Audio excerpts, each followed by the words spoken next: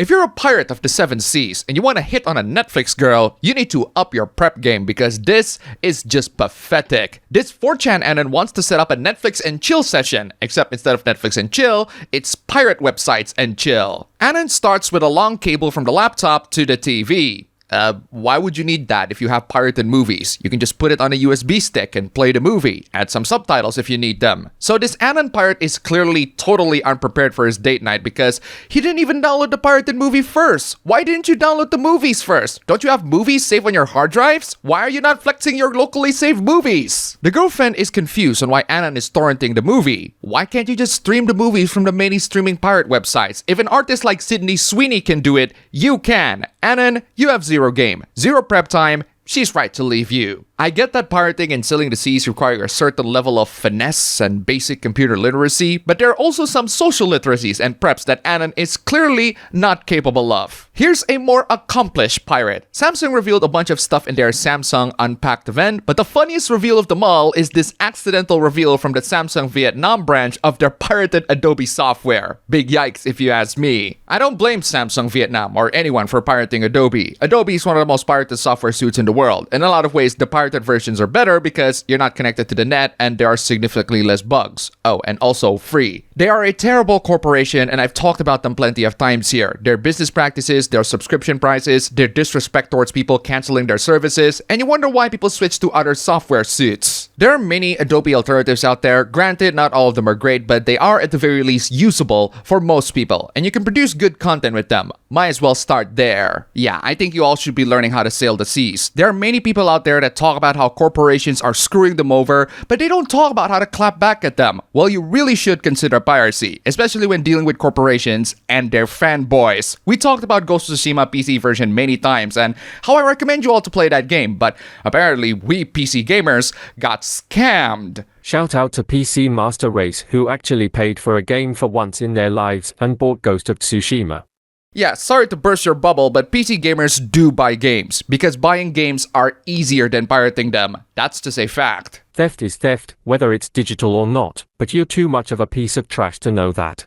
Dang, how much Sony dick you've been sucking on lately. By the way, this person genuinely believes that 98% of PC gamers pirate games. Yeah, because pirating a game is so much easier than buying a game, right? It's a common knowledge that everyone can do, right? Granted, we PC Master Race are way smarter than most, if not all of you console peasants, but saying that most of us know how to pirate is just you admitting to the world that you like sucking up the corporations. At least we people in the PC Master Race don't have to pay for multiplayer. Speaking of multiplayer, here's a multiplayer game hoopla. This guy is not having fun with his multiplayer games. One Steam user has plenty of games in their Steam library that are their favorites. This user has thoughts on those games. Apex Legends and Call of Duty are aim assist cash grabs. Counter-Strike 2 is less entertaining than watching paint dry. The finals is unbalanced. Rocket League hasn't been updated in 7 years. And Rust requires a 6-man time investment of 84 hours a week. Is multiplayer gaming over?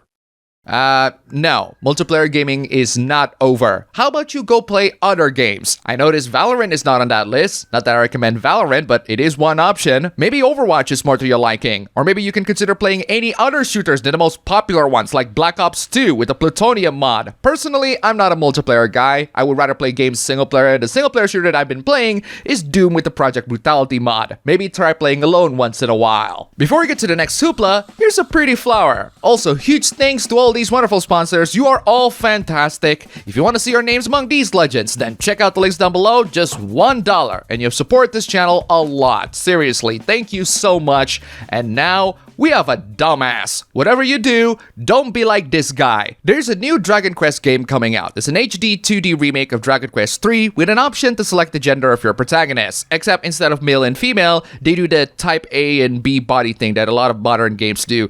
I don't like that either, to be honest. But at the very least, do not be like this guy. This doofus canceled his pre-order because of the whole gender ambiguity thing. He doesn't want gender cult nonsense in his games. Bro, pre-ordering this game to begin with is already a horrible financial decision because you're putting a lot of faith in these game companies on releasing a good game. That company being Square Enix, a company that I've had plenty of issues with. It's enough for me to not pre-order any of their games at all. Type A and B selection is stupid. Pre-ordering games is stupid. You wouldn't have gone to this point if you just waited a couple more days and didn't pre-order like a mindless consumer. Speaking of mindless consumers, here's a mindless suggestion. Dragon Age The Veilguard will have the option to turn off death entirely. Well, at least it's an option. It's a stupid option, but an option nonetheless. All games should have this option.